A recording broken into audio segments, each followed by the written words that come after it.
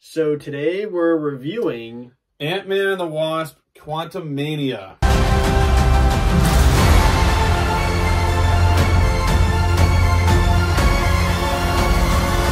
This is the third movie in the Ant-Man trilogy. This is, I don't know what total Marvel movie and what phase, I don't even know. It's like this first movie of Phase 5, I believe. Whatever it is. So, we just got back from seeing this movie, and we are seeing it on a Saturday at noon, Saturday 12:30, which just kind of goes to show you our standpoint of the Marvel Universe right now. I was not in a hurry to see this movie. I didn't need to see it. But, Jake, what were your initial thoughts of this movie? Coming into the theater, I feel like I didn't have the highest expectations. I was hearing some very mixed reactions to it. So I came in not really knowing what to expect. I'd say I left the theater enjoying aspects to it that I didn't expect to enjoy as much, but then also having a very similar reaction to most Marvel movies since Endgame. Outside of No Way Home, just every movie just seems to have been, like, not bad, but, okay, which is, like, not what these movies should be. I mean, we're used to seeing just all the great movies in this universe, like Civil War, the Avengers movies. There's too many that blew us away. So when movies don't reach that level, same with like any other universe as well, like Conjuring and all that, it just seems like these movies are not hitting like they should. So I feel like I left the theater enjoying aspects to it, but I think it was just a very okay addition to the Marvel Universe. It was nothing more than that or less. Yeah, I agree. I think this is just, again, another okay movie. It didn't blow me away. I thought there were good parts, and there was some really big positives with this movie. But once again, there's things that were okay, but that is the best way to describe this movie. It's just another okay Marvel movie, not when there's been excellent Marvel movies over the time. And just like you said, No Way Home was a great movie that I liked. And there's just been a lot of average movies. But why don't we go into our specific positives with Ant-Man and the Wasp, Quantumania? I'd say the positives for this one are just, once again, the fact that there's a lot of, I feel like the world building is pretty cool in some ways, just seeing connections from past movies. I always enjoy that. When some people might not like that aspect to it, I feel like I always enjoy seeing callbacks and just creating the world that you invested a lot of time and money into. But I'd also say, obviously, the main lead of the movie, Paul Rudd, did another good job being Ant-Man. He always knocks it out every movie he does. So it's really perfect. And I expected that. I actually liked the villain character in this movie. I liked what he could do. I also like some of the things in, obviously, you know, from the trailer, there's a lot of, this movie takes place in the quantum realm. And there was a lot of aspects to it that were pretty cool. The comedy at times worked. Once again, it's just like every Marvel movie. Like, some comedy works and some doesn't. So some of the comedy did work. But I would say some of the action as well was really, really good. And some good fight scenes I would add in. And, like I said, there was a callback in this movie that really I enjoyed a lot. I don't really see him in the trailer, though. Yeah. Well, the biggest positives for me would be probably Paul Rudd and the villain. Those are the biggest positives. I mean, the main cast is good. You got Wasp, Ant-Man, Hank, and Janet are all good. And then Cassie in this movie, I have some major problems with. Paul Rudd as Ant-Man is just perfect. He's so funny. And even in this movie where I was so frustrated by certain stuff, and his comedy was in just scenes where I was so angry and like not wanting to laugh, he still almost made me laugh.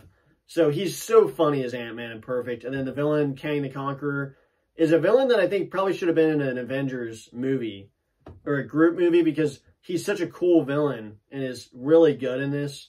And just saw his actor in Devotion, and then we're probably going to see him in another movie soon. So he's in a bunch of movies. He did a great job, and his power level is felt, even though in spoilers, I'll tell you why he gets nerfed in this movie. But overall, Quantum Realm was very cool with all the stuff they showed. I was really intrigued seeing all this different stuff. And then towards the end, the third act of this movie definitely picked it up for me. That was one of the biggest positives, was the third act. There was a lot of cool action and battle scenes that I did not expect to see in this movie. And the comedy, the CGI was good. The comedy was fine. And then, the villain, the main character, and their conflict was probably the biggest positive in this movie. Why don't we go into our negatives? Yeah, I'd say the negatives are just some of the decisions of the story and the mistreatment of characters that we love a lot. There were some things that I can't really say right now on the non-spoiler. Directed towards Ant-Man, that were just very disrespectful. And I understand, like, obviously it's a movie, like, you're going to have like jokes made at the expense of the main character. But there's a point where it wasn't even making jokes. It was just like an utter, just absolute disrespect to Ant-Man and just disregard to what he's done in the past. I mean, he's only saved the world how many times? He just, I might be wrong in this, but I'm pretty sure when Thanos snapped his fingers, how many of these people were gone? All of them. All of them were gone. Yeah. So if it wasn't for Ant-Man, they'd all be gone when he goes back with the Avengers to save the world in Endgame. So I just feel like the disrespect from that into this movie was just terrible to start the movie, in my opinion. He accepts the disrespect, too. Yeah, he just accepts it, too. And they never really go back, and there's never like an apology either. Now, and also the character of Cassie, once again, I'm not going after the actress or anything like that. This is just my opinion on her character. The first two obviously didn't have a whole lot to do, but she was a really good character. Like, you cared about her. She was a good daughter character to Ant-Man. She did good in both of them, and you really cared about her being, like, protected. And this one, she's a lot, what is she, like, now in her teens or like 20s or something? Yeah, she's older. And they really give her an edge that it's not deserved and it's not earned. It's just thrown at your face that this person is, you get it to a point, but then she just all of a sudden is like, yeah, like perfect in every single way. When like you got to have some time to grow. So that really threw me off, and it affected the whole movie because when really I want to be focused on Ant-Man, the Wasp, because I'm invested in Hope, the character of Hope, the characters of Hank and Janet. Even though Janet we only were introduced to at the end of the last one. And very little pieces since then. So, but I'm invested to see what she can do, and I want to see more of that. And like I said, Cassie was a great character in the first two. With this one, it really dragged the film down. Yeah, I'd say, I mean, it's not like, I don't want to go into the specifics of every movie, but you basically have, I mean, if you just look back, a year? You have freaking America Chavez come in, Doctor Strange, knows everything, treats Doctor Strange, who's like a freaking god, and travels the multiverse, and he doesn't know about anything that she's talking about. Then you got Shuri, which obviously Black Panther is a different scenario. Yeah. Shuri comes in, takes the Black Panther role, takes over everything. I would say Shuri is much. I agree, Shuri to a certain degree, but who's the one? Who was the other one? America Chavez. No, in Black Panther, the girl that they're saving, she was really that character. Double whammy. Shuri at least has some coin in the game. Well, yeah, it just has some. We know what her gig is. But once again, it's just like this younger character, right? We should just go into spoilers. We're not doing a spoilers discussion, right? And now we're entering spoiler territory. Well, I'll put it in the title, but basically my main negatives of this movie is definitely like Ant-Man's disrespected. I mean, this beginning of this movie, everyone's just piling on about how he doesn't do anything good, about how he's just what's he doing? Like, what are you doing now? He just saved the whole universe because he took like a freaking year to live his life after he defeats Darren Cross, who was trying to mobilize an army across the universe, fights with Captain America, gets put in freaking jail. Fights Ghost. Not to mention that, he gets put in jail, then fights Ghost, fights the freaking Thanos army, and then he just... He gets stuck in the quantum realm, and time travels and does all this. He gets turned into a baby, gets turned old, all this crap, and then he decides to live his life for a year and live a normal life, and they're like, what are you doing? Cassie's character is just perfect, doing protesting and saying, I mean, she just comes up like she's so righteous. She creates the quantum realm thing. Everyone's basically smart and knows what they're doing except Ant-Man. So the disrespect is bad. And then the other main negatives, I'd say, is just, that's probably the main one. There's a lot going on in this movie, but like I said, the quantum realm is all good. I'd say the comedy doesn't work in certain parts because of the stupid decisions and character of Cassie, unfortunately. Yeah. And she F's up everything, and then gets him stuck in the quantum realm, and then blames Ant-Man for something else. And it's just that aspect of it just killed it for me. And that's why I said the farther you get into this movie, the more you see with Kang was good, and then the third act picked it up. But that was the main negatives for me. Yeah, is the character can be in it and should obviously do something, but didn't need to be that prominent and overtake Ant-Man like that. Yeah, there's definitely needs to be a thing said about all characters that you create in a movie that are holier than thou. There's nothing bad about them, and then it doesn't. It's like movies realize, like, oh shoot, this character, and there's a lot of them. I mean, trust me, Captain Marvel, I could go on and on and on. That's one of the bigger examples. But they make her to where they make any character that's like that, the ones that we just mentioned, to where they're too perfect and they're not relatable at all. To when in the middle of this movie they have her like not be able to punch at one point, but it's like it's too late. You've already made her this perfect person who can create things in her basement with no technology at all. And also, there's something that needs to be said about making. And I'm at the same complaint about Shazam. When you have more than one person that can do the same abilities, I got it with Wasp because that was meant to be a duo type team with Hank and Janet before. Yeah. Now those two, that makes sense. But now with Cassie being able to be another Ant-Man, can everyone be Ant-Man? Just like in Thor, can everyone be Thor? Yeah, Can exactly. everyone be, That's another one we forgot about. And Shazam, can everyone be Shazam? I know there's, once again, in the comics, there might be the Shazam family, but to me, that takes away from Shazam's powers, because if everyone can do it, then what the heck? So I just feel like we're coming to a place where these movies, there's no threat, because anyone can be anything. I mean, even Star Wars is the same thing. Everyone has a force. What's the point? Like, there has to be certain people that are more powerful than others. But again, that's why a character like Cassie, if you would have created and given her time to, like, maybe this whole movie she's just like a side character, then at the end she's given some like suit and can try to do something, I still wouldn't really like it, but at least it would be a little more believable and I'd be a little more invested in liking her character. Because again, I liked her character in the first two, and this one they just, like you said, they throw it in your face at the very beginning, and you have no reason to actually really like her because she's really combative with Ant-Man, and all we know is that Ant-Man just saved their lives. So there needs to be, it was kind of weird the way that they really were like anti-Ant-Man. Like, what, he wrote a book? So what? He's been writing a book. The thing is, I want to clarify this before we kind of got off on a tangent there, but I want to clarify that this main cast, even though the last Ant-Man, Wasp is arguably better than Ant-Man out of nowhere. I mean, yeah. Again, here's the thing. I want to clarify this. Yeah. So the main cast, you got Ant-Man, Wasp, Janet, Hank, and Kang. That's the main group I'm looking at right now. So before anyone says, oh, I don't want to see any, like, female character, like, Janet is a great character. Yeah. And the storyline behind her being in the quantum realm and coming back, that makes sense. She knows what to do. She was down there for 30 years. Definitely. That's a story decision that makes sense. So when I have problems with Cassie in this movie, don't even go there. Yeah, Hope and Janet are great. But then there was something else I want to point out is the fact that they actually made Kang bad and stay bad was something actually kind of refreshing, because I was for sure they started out where Janet and him were like friends. I was for sure they were going to have him be good again, even though they did that for Darren. But they actually had Kang be bad and stay bad. That was really refreshing to see a villain be a villain.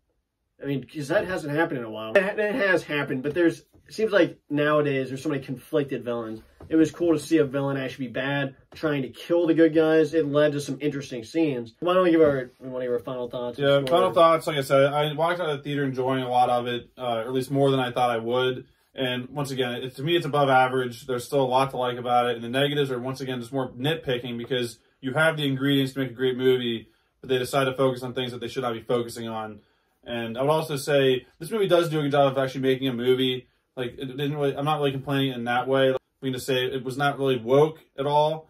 Mm-hmm. I mean, every movie's going to have their own moments, but this one was not woke. I'd also say the end credit scenes were very underwhelming.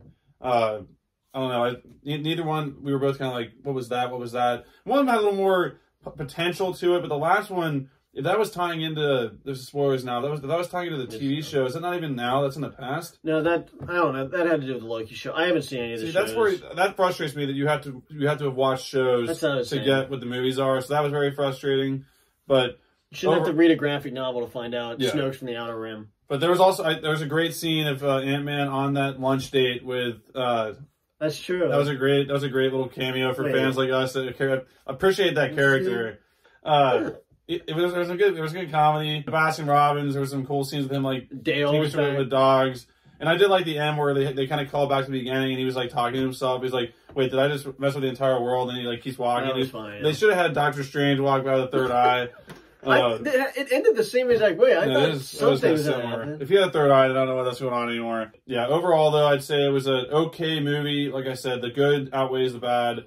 And I think I'm walking out of the theater having to give it a 6.5 out of 10. So yeah, I'm going to give Ant-Man and the Wasp, Quantumania, a 6.5 out of 10. Close to a 7, but like I said, if I give it a 7, it's giving it too much credit when I know these movies can be so much more than what this was.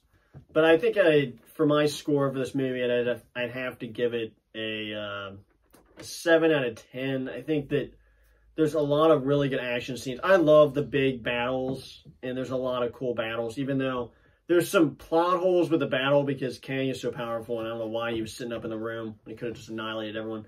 Which, Kang, that's another thing. He had some really awesome fight scenes. I really hope he comes back. The battles really brought it up for me at the end. It brought the score up a lot with the end battle with the ants and all of the different machinery. And it was like an Aquaman-style battle scene. And Ant-Man is just great. And the main cast is good. And when you have a really good villain and you have a really good main character, it sets up for a good movie. But unfortunately, just the disrespecting of Ant-Man does not start me out on a high note. And then the rest of the movie is just kind of building back up.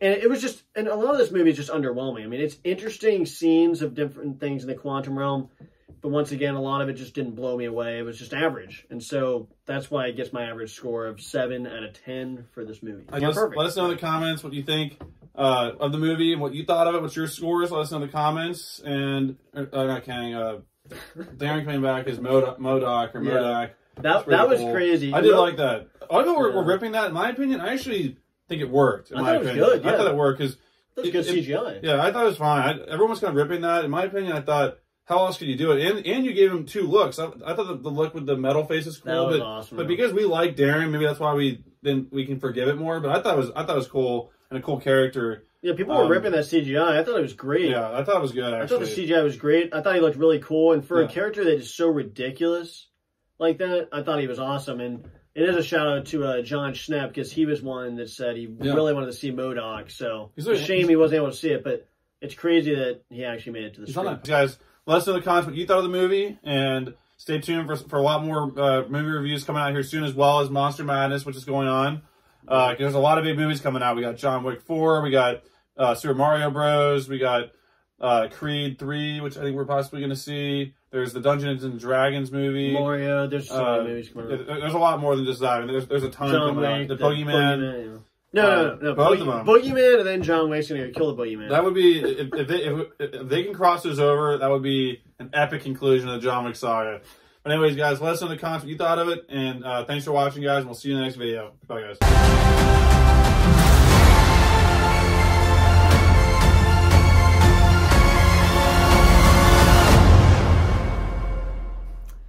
So today we're reviewing Ant-Man and the Wasp, Quantumania. Quantumania. Gosh, way too long of a name. Anything. Well, don't disrespect me. And that's what happened. Correct?